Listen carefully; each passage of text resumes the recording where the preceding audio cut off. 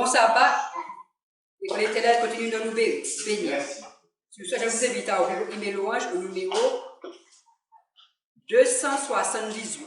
Me voici devant ta face, mon sauveur, je viens à toi, et de ton trône de grâce, je m'approche par la foi.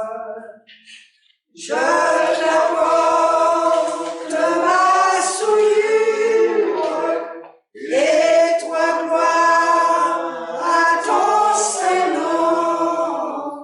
Tu laves mon âme pure, tu m'accordes ton pardon. Je t'apporte ma faiblesse, mieux comme moi, tu la connais. Je t'apporte ma tristesse, et tu me donnes ta paix. Mes soucis, tu les partages, tu consules, toi, mes fardeaux. Du regard, tu m'encourages, et tu guéris tous mes maux. Ton amour calme et console, ô Jésus, mon Rédempteur. Je savoure ta parole, où ta voix parle à mon cœur. Sur toi seul, je me repose, ta promesse me soutient. Avec toi, j'ai toutes choses, et mon âme t'appartient. Oh, comme toi je veux être, doux, aimant, humble de cœur, vrai disciple de mon maître, vrai témoin de mon sauveur. Et quand je verrai ta face, ressuscité glorieux, je célébrerai ta grâce avec tous les bienheureux. Ouvrez vos Bibles dans le livre de 1 Jean 2, le verset 15 à 17. N'aimez point le monde, ni les choses qui sont dans le monde. Si quelqu'un aime le monde, l'amour du Père n'est point en lui.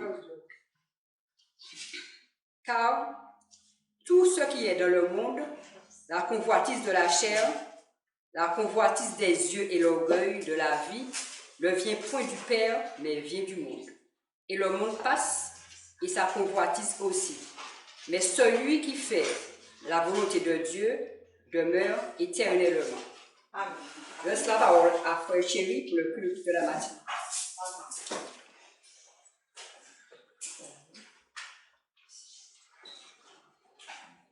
Chers frères et sœurs, chers amis, bienvenue. Passons ensemble un excellent moment. J'ai l'honneur de partager avec vous le pain de vie ce matin. Alors, pour ne pas perdre du temps, prenons notre Bible dans Luc 15.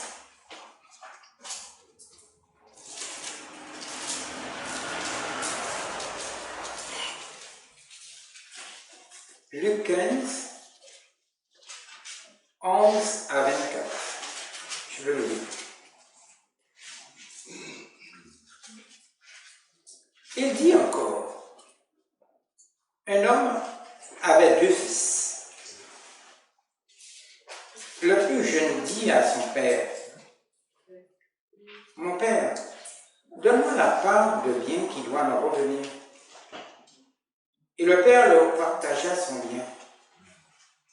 Peu de jours après, le plus jeune fils, ayant tout ramassé, partit pour un pays éloigné où il dissipa son bien en vivant dans la débauche. Lorsqu'il eut tout dépensé, une grande famine survint dans ce pays. Et il commença à se trouver dans le besoin. Il alla se mettre au service des habitants du pays qu'il envoya dans ses champs garder les pourceaux. Il aurait bien voulu se rassasier des croix rouges qui mangeaient les pourceaux, mais personne ne lui en donnait.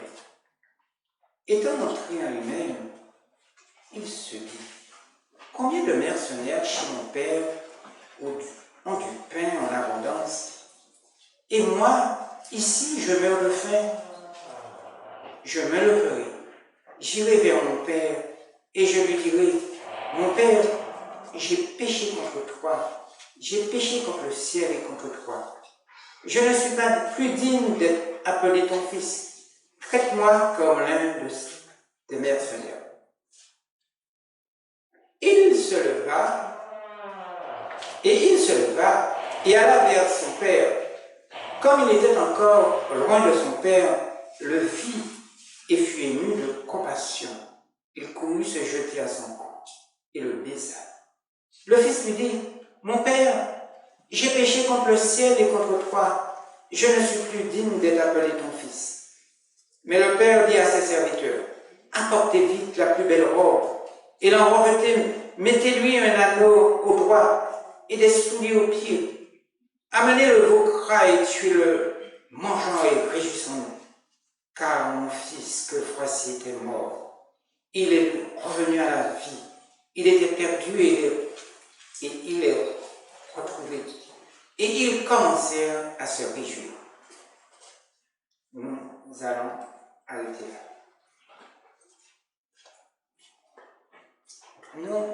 Nous pouvons dire, parce que nous avons lu, que la Bible est un livre d'histoire. La Bible n'est pas un roman, ni un livre d'histoire. Même si elle contient beaucoup d'informations sur l'histoire et les cultures anciennes, elle raconte uniquement ce qui est porteur. Ce matin, nous allons raconter ensemble et partager, analyser ensemble ce fils prodigue. Ce fils qui est rempli d'enseignements pour nous, d'informations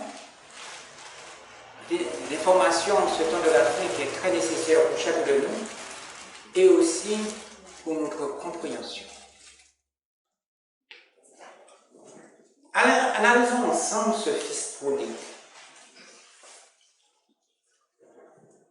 Remarquons bien, le père a 2 fils. Il a 2 fils dans la famille. Le plus jeune, le fils prodigue, est un pauvre révolté. Pourquoi il quitte la maison paternelle? D'après vous. Il veut faire sa propre expérience. D'abord, pour être libre. La maison de son père lui paraît insupportable. Ensuite, le fils prodigue veut être riche. C'est ce que cherchent beaucoup de gens à l'heure actuelle, la richesse. Il veut obtenir la part qui lui revient. Sa tragédie, sa futilité est de combattre son destin. Et beaucoup de personnes n'attendent pas le destin, mais combattent le destin. Et ceci, c'est une grande erreur. Dans sa naïveté et son manque d'expérience, le prodigue croit que la richesse et la liberté sont capables de lui assurer le bonheur. Et qu'il peut piloter sa vie tout seul, sans Dieu, sans son Créateur. Il y a beaucoup de gens qui raisonnent ainsi. Je peux piloter ma vie toute seule, sans Dieu, sans Créateur. Il ne sait pas que Satan, le serpent ancien appelé le diable, le manipule comme une marionnette. Et que le monde souillé par le péché n'est point un environnement plaisant pour lui. Ce monde hostile souffre de la servitude, de la corruption, un monde en feu et en sang. Lisons ensemble ce qu'il dit à son père. Relisons. Luc 15, le verset 12.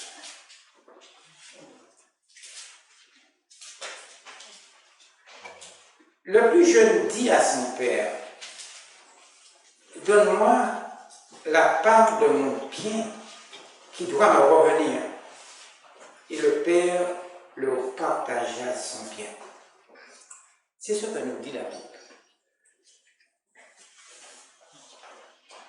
Un vent de folie s'empare de lui. Il choisit de s'en aller.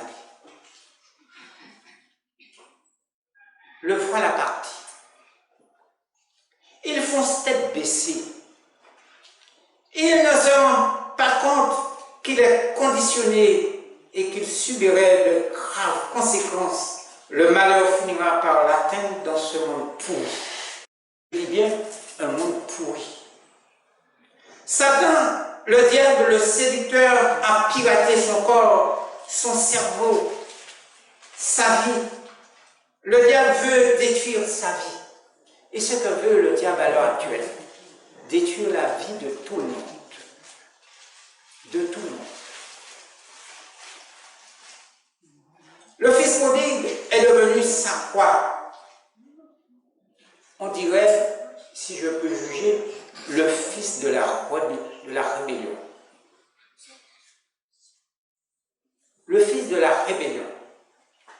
Le séducteur du monde, le dirigeant de ce monde, fera tout pour le détruire.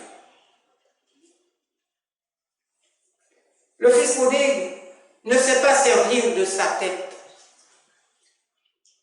Il ne réfléchit pas. Il faut souvent apprendre à réfléchir. On ne réfléchit pas suffisamment. Il ne sait pas que le futur se décide d'après la façon qu'on construit le présent.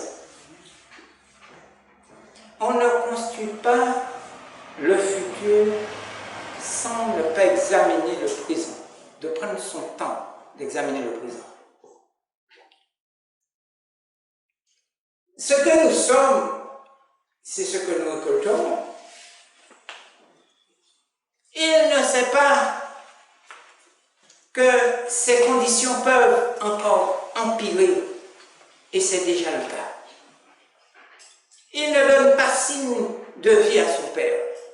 Lorsqu'on a de l'argent, on a des amis, on n'a pas besoin de papa, on n'a pas besoin de Dieu, on n'a pas besoin d'un sauveur, il y a besoin, on a tout. Luc 15, verset 14. Lisons-le.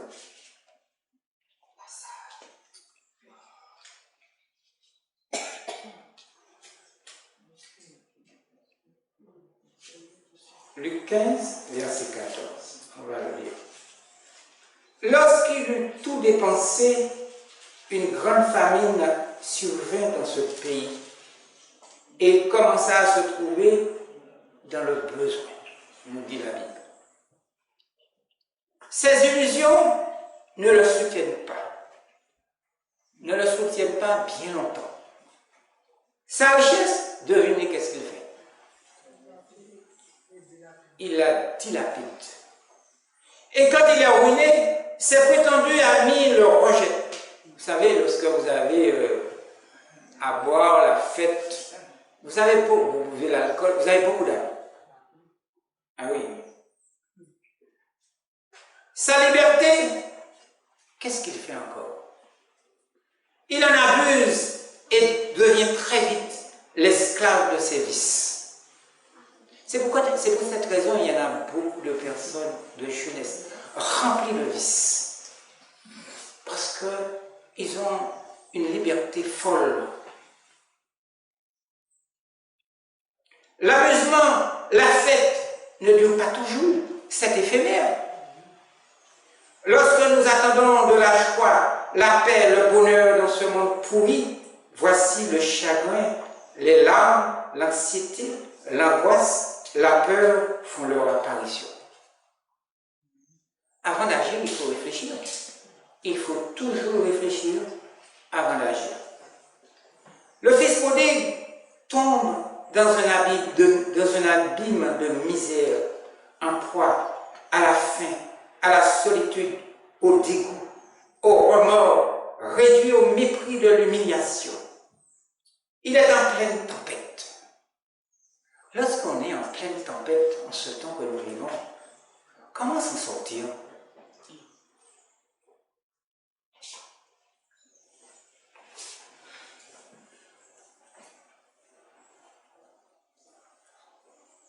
Pauvre qu'il est, se trouvant au bord du gouffre, au bout du désespoir, qu'est-ce qui a poussé le garçon à ne pas aimer la maison? Qu'est-ce qui l'a poussé? Voilà ma question. Qu'est-ce qui a poussé le garçon à ne pas aimer la maison de son père? Le plaisir du monde.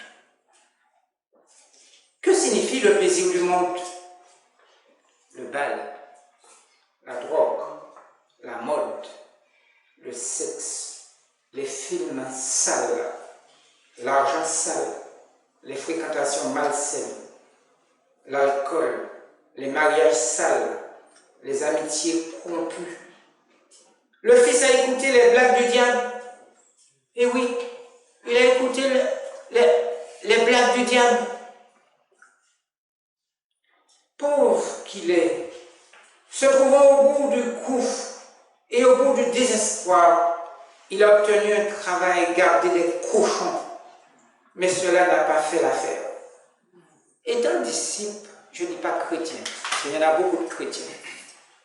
La chrétienté dans son ensemble se réclame chrétien. Mais je pose cette question. Étant disciple de Jésus-Christ, notre Sauveur, aimeriez-vous faire comme travail garder des cochons? Le fils prodigue garde les pourceaux d'un propriétaire païen et mange leur nourriture peu appétissante.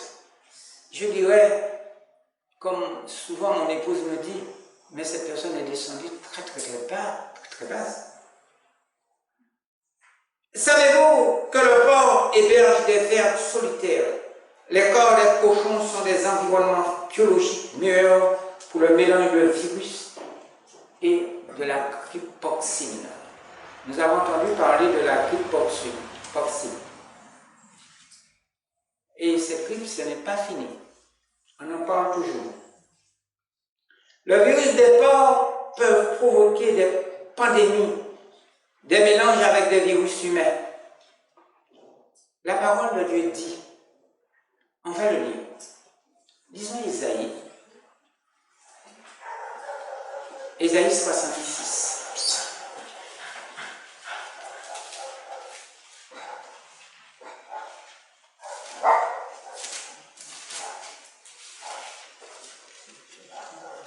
Isaïe 66, 15 à 22. Voici ce que la Bible dit. Je répète, Isaïe 66, 15 à 22. Car voici, l'Éternel arrive dans un feu, et ses chars sont comme un tourbillon. Il convertit sa colère en un brasier, et ses menaces en flammes de feu. C'est par le feu que l'Éternel exerce ses jugements. D'ailleurs, nous savons que la terre sera purifiée par le feu. C'est par son glaive qu'il châtie toute chair, et que ceux que tuera l'Éternel seront en grand nombre. Ceux qui se sanctifient et se purifient dans les jardins, au milieu desquels ils vont un à un, qui mangent de la chair de porc, des choses abominables et des souris. La chair des porcs signifie aussi contrefaçon. Cela signifie aussi les mauvaises doctrines. C'est aussi là, l'Esprit de prophétie nous dit, de la chair de porc. Tout cela périront de l'Éternel. Je connais leurs œuvres et leurs pensées. Le temps est venu de rassembler toutes les nations et toutes les langues, elles viendront et verront ma gloire. C'est le temps. C'est le temps de rassemblement. Je mettrai un signe parmi elles et j'enverrai leur réchappés vers les nations. Il faudrait que nous fassions, que nous soyons des réchappés par le temps qui court.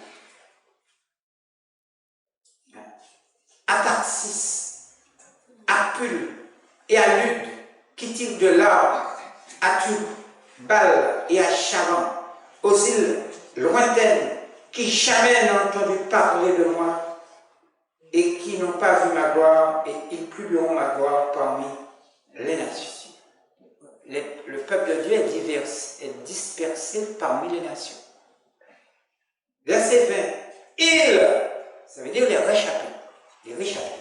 Ils amèneront tous vos frères du milieu de toutes les nations en offrant à l'Éternel.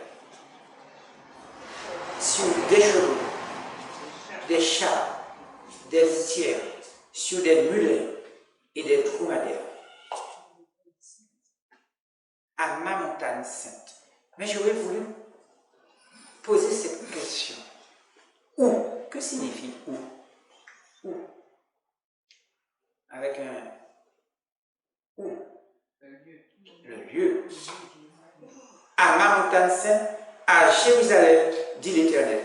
Comme les enfants d'Israël apportent leurs offrandes dans un vase pur à la maison de l'Éternel. Et je prendrai aussi parmi eux des sacrificateurs, des Lévites, dit l'Éternel, car comme les nouveaux cieux et la nouvelle terre que je vais créer subsisteront devant moi, dit l'Éternel, ainsi subsisteront votre prospérité et votre nom. On va arrêter là.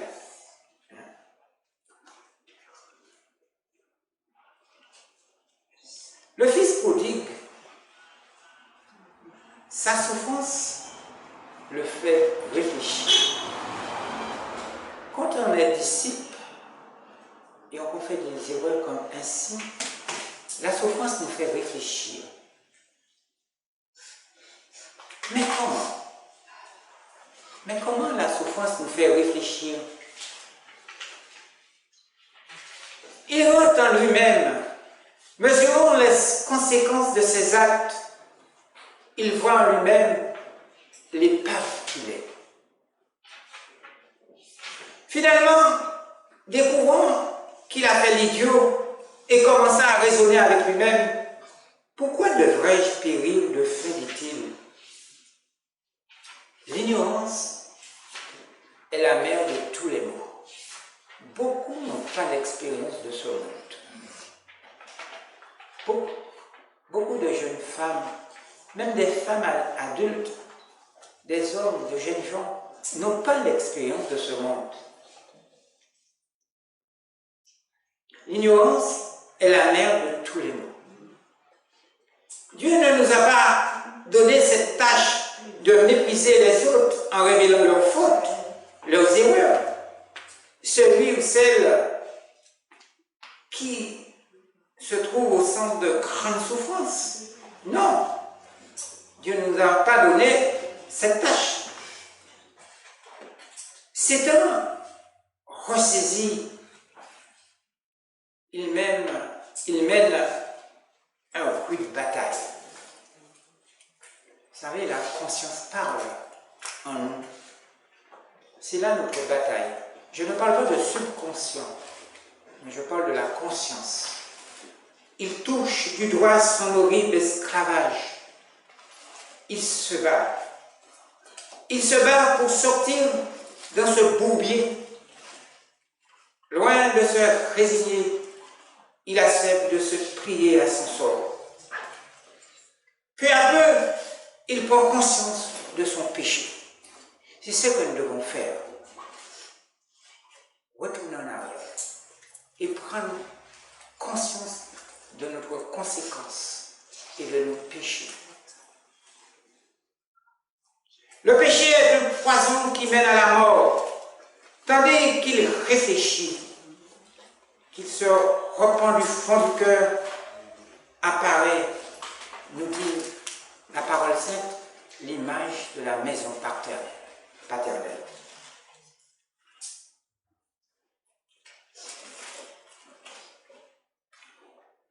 Apparaît l'image de la maison de son père.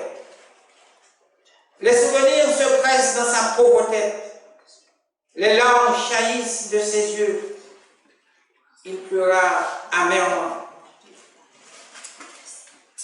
Avez-vous vu déjà des personnes riches et soudainement, ou du moins qui étaient riches et soudainement qui versent des larmes?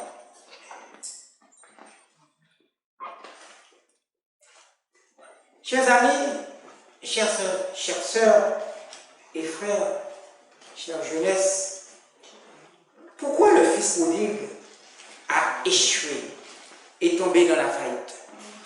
Pourquoi? Quel est véritablement son problème? Quelles sont les causes? L'amour du monde. L'amour du monde. J'en parle parce que je connais ce monde. L'amour du monde. La désobéissance, le manque de respect aux lois de son père, les 10 commandements, ses préceptes, ses ordonnances, ses principes. Son ennemi, le diable appelé Satan, le serpent ancien, l'a ébranlé et jeté dans une source de problèmes. La tristesse, le stress, l'anxiété, l'angoisse révèlent ces problèmes au grand jour. Des fois, vous voyez des personnes qui ont le visage très triste, mais qui ne peuvent pas raconter leurs histoires. Ils croyaient que sur cette terre, la vie est en rose. Permettez-moi de vous dire ceci. Chacun de nous, c'est notre cas, c'est notre histoire. Et aussi, c'est notre souffrance, nos larmes dans un monde rempli de malédictions. Le prodigue souffre, anxieux, pleure. Il n'a pas fait le bon choix. Je mets au pluriel. Il n'a pas fait les bons choix. Il n'a pas fait les bons choix dans ce monde de douleur. Cela devient chronique et dégradant très sérieusement sa santé, aboutissant à une véritable saturation nerveuse. Bien, lorsqu'on est au bout de la dépression, on devient très nerveux ou nerveuse. Oui, il y a aussi des attaques de panique. Déprimant, le voilà dans la dépression. Mettez-vous à sa place. Qui est responsable de cette situation? Qui est responsable? Lui-même. Lui-même. Dans cette situation, que ferez-vous? Que ferez-vous? Abandonner le mode de vie erroné qui sont les causes de nos souffrances, de changer nos habitudes malsaines qui sont les causes de nos problèmes et de nos souffrances. Mais que va-t-il faire? Je pose cette question pour vous et pour moi. Que va-t-il faire?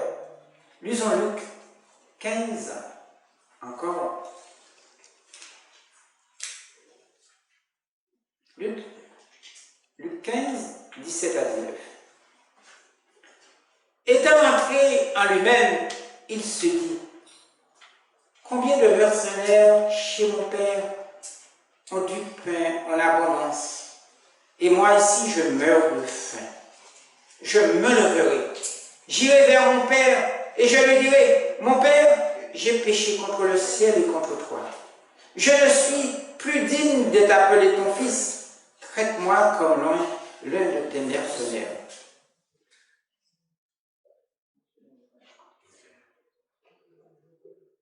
D'abord, le prodigue prie à genoux.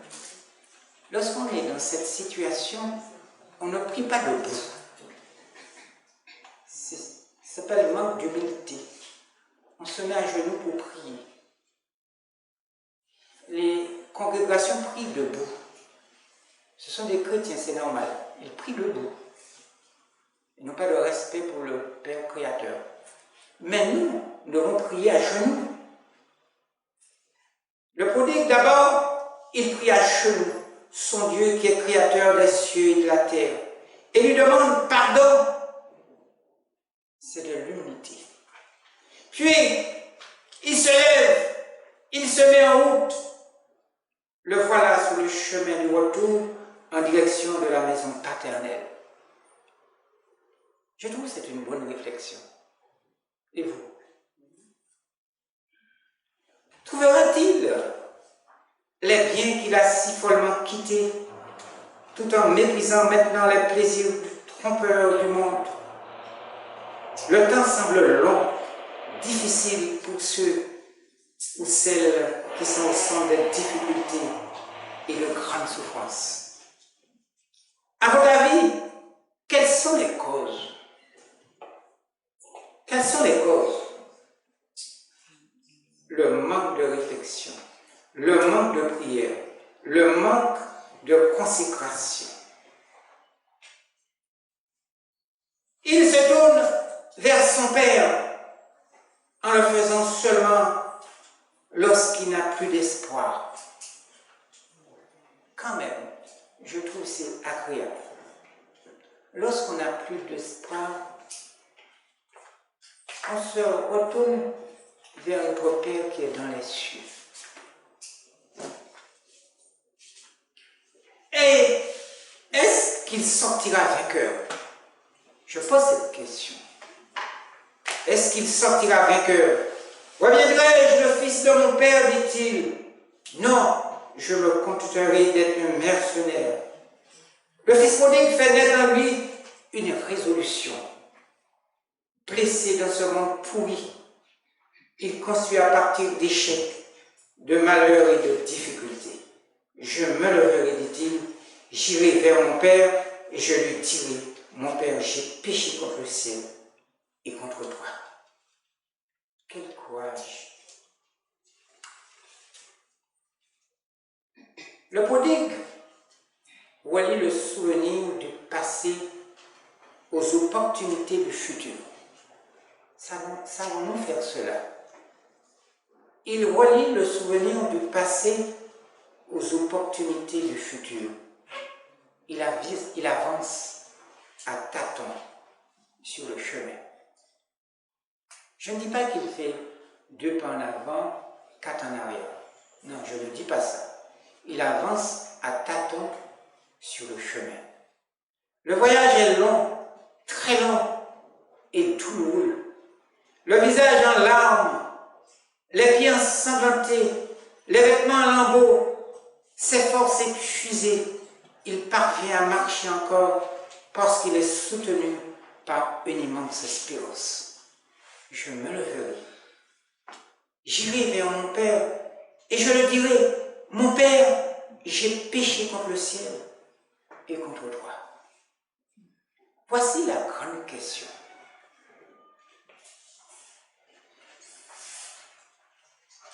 Vous pouvez me dire quelle question? Mais voici la grande question.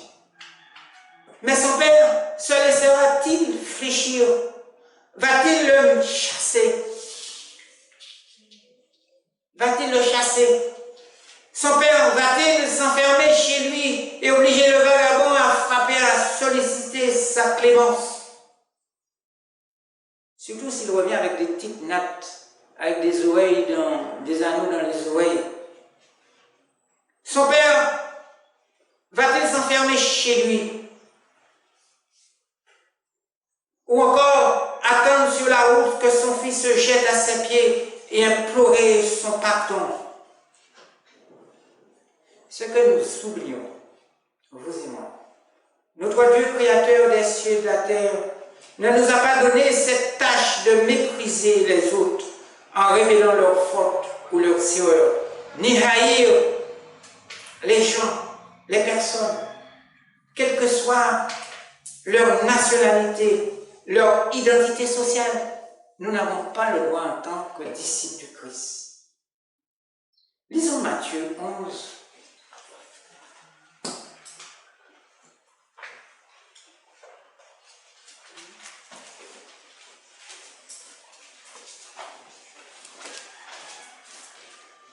Matthieu 11, 28 à 30.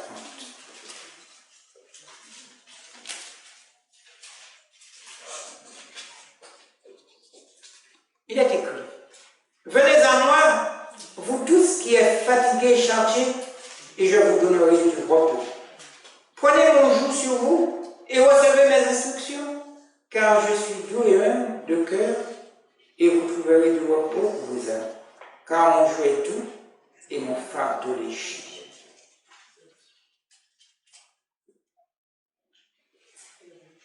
Continuons l'histoire. J'ai dit bien que la Bible n'est pas un roman, mais continuons l'histoire. Ni un livre d'histoire. Le père, ce jour-là, est sorti pour la 10e fois. Explorant la route, scrutant l'horizon, espérant que son fils reviendra un jour. Le fils prodigue avait oublié le père n'avait pas oublié le fils. Bien que celui-ci ait changé et vieilli, le père reconnaît son fils de loin et court à sa rencontre. J'ai parlé à un garçon qui se trouvait près d'un magasin et je lui ai demandé, j'étais accompagné de mon épouse, pourquoi qu'il est là, en train de mendier. Pourquoi qu'il est là? J'ai essayé de lui aider, je lui ai demandé s'il a faim, mon épouse et moi-même, et je lui ai conseillé de faire quelque chose. Mais je me suis dit en moi-même, je pouvais me trouver à sa place, dans cette situation. Et je suis parti très triste, parce que, en partant, il m'a fait ça. Tout le monde le regarde comme un voyou, un vagabond, mais mon épouse et moi-même, il nous a fait ça. Il était joyeux. On dirait qu'une flamme était entrée dans son cœur. Je suis parti, mais triste. Un beau jeune gens, très beau garçon, un bel homme, je pourrais dire.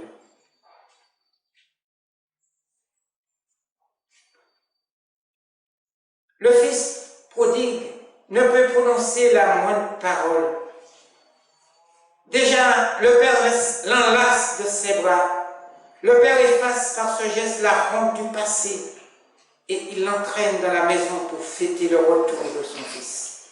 Lisons l'Apocalypse 21. Versets 2 à 4.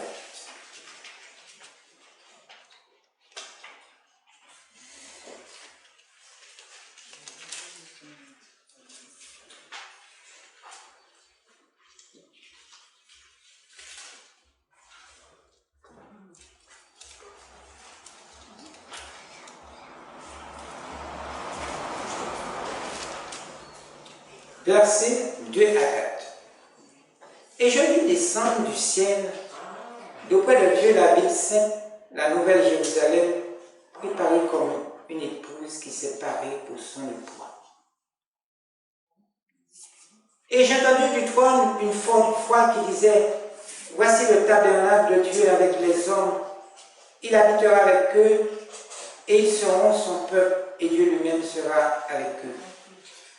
Il essuiera toute larme de leurs yeux, et la mort ne sera plus, et il n'y aura plus ni deuil, ni cri, ni douleur, car les premières choses sont disparues. » C'est mon vœu le plus cher, de me trouver dans cette Jérusalem.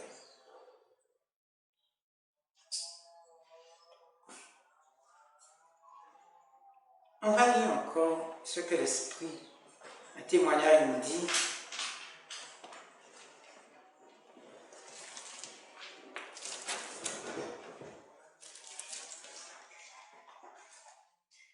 À la page 628.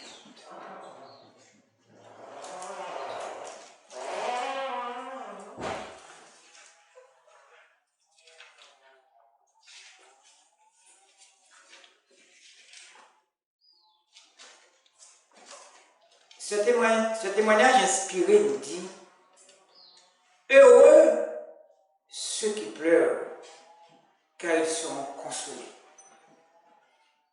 Ces paroles du Christ n'impliquent pas que les pleurs aient en eux-mêmes le pouvoir d'effacer le péché. Elles ne sanctionnent nullement une prétention quelconque ou une humilité volontaire.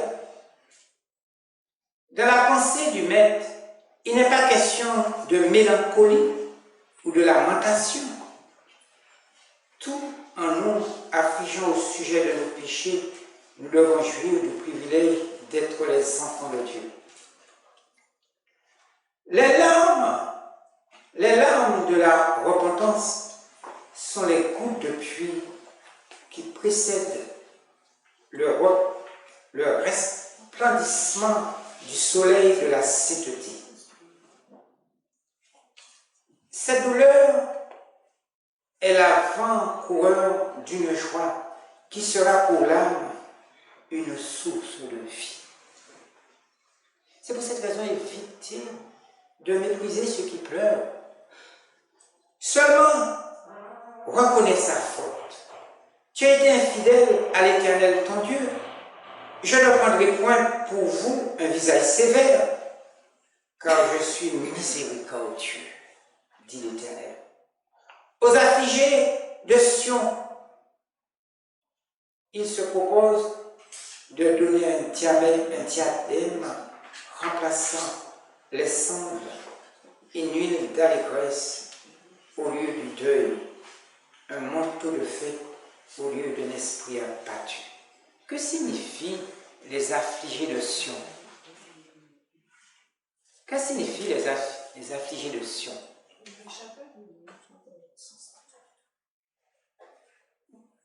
Il y a beaucoup des affligés, des Sion, qui sont dans ce monde et qui versent des larmes, mais ils ne savent pas. Il y a aussi des consolations pour ceux qui pleurent dans l'épreuve et dans la douleur. L'amertume de la souffrance et l'humiliation est préférable au plaisir du péché.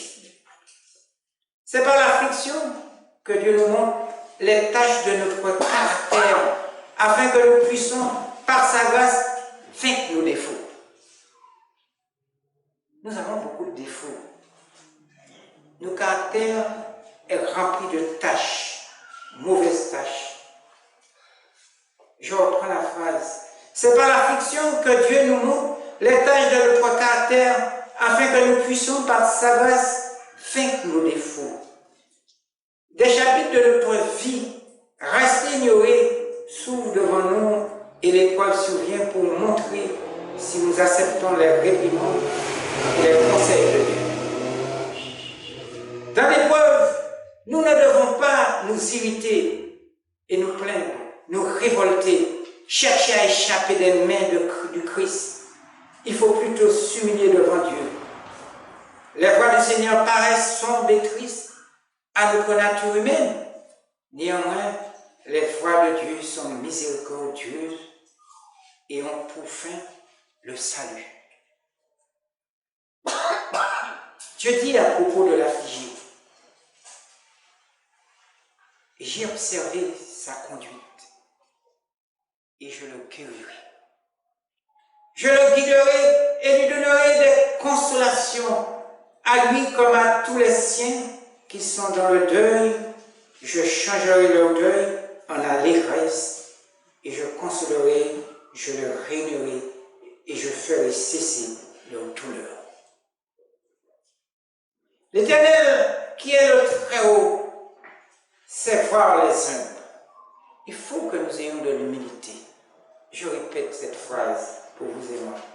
L'Éternel, qui est le Très-Haut, sait voir les humbles. Dieu considère avec tendresse ceux qui manifestent le caractère doux et humble du Christ. Même s'ils sont l'objet du mépris du monde, ils ont une grande valeur aux yeux de Dieu. C'est pour cette raison qu'il faut éviter de mépriser des personnes, des gens.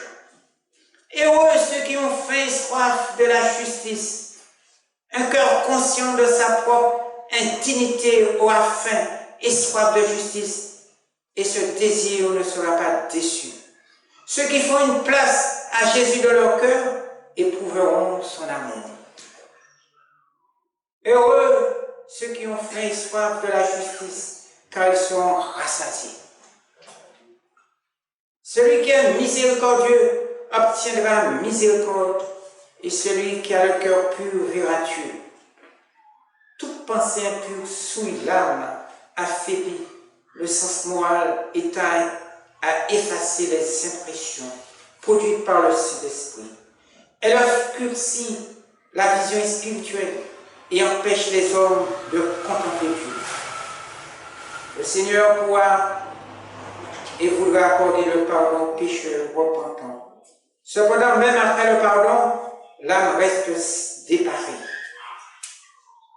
Quiconque désire discerner clairement la vérité spirituelle doit donc éviter avec soin toute impureté en parole et en pensée.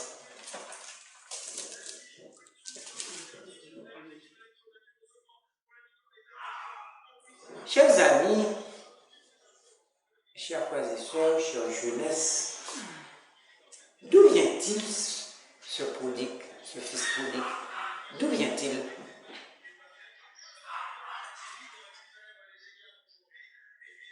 D'où vient-il ce fils prodigue? De la souffrance, d'une source de problèmes. Êtes-vous des prodigues, oui ou non? Êtes-vous des prodigues, oui ou non? Il est temps pour vous et pour moi-même que nous nous humilions individuellement et que nous repentions de nos péchés. Jésus ne considère jamais personne comme insignifiant ou irrécurable. Jésus apporte le salut à tous.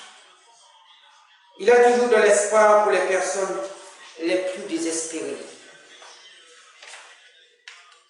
Oui, je pose encore cette question. Qui n'a pas été marqué dans la vie par les fautes, des échecs, des erreurs passées? Qui n'a pas fauté? Mais comment réparer les dommages causés? Dieu prévoit le remède avant la maladie. Je dis bien, Dieu prévoit le remède avant la maladie. Mais comment prendre l'engagement de ne plus recommencer? Chers amis, chères sœurs et frères, chère jeunesse, apprendre du passé est la clé pour les bonnes décisions pour l'avenir. Nos passés est une grande école. Je répète cette phrase. Apprendre du passé est la clé pour les bonnes décisions pour l'avenir. Et pour l'avenir, pour ce temps que nous vivons, nous avons besoin de notre passé pour nous construire.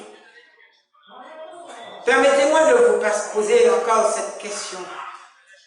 Êtes-vous héros de votre propre histoire?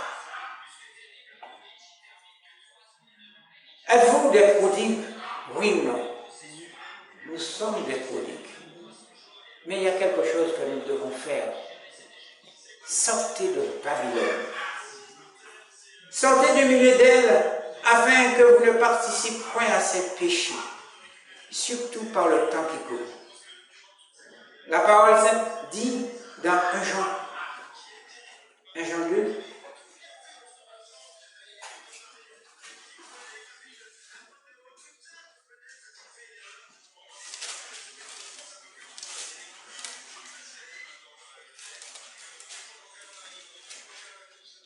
Jean 2, 15 à 17.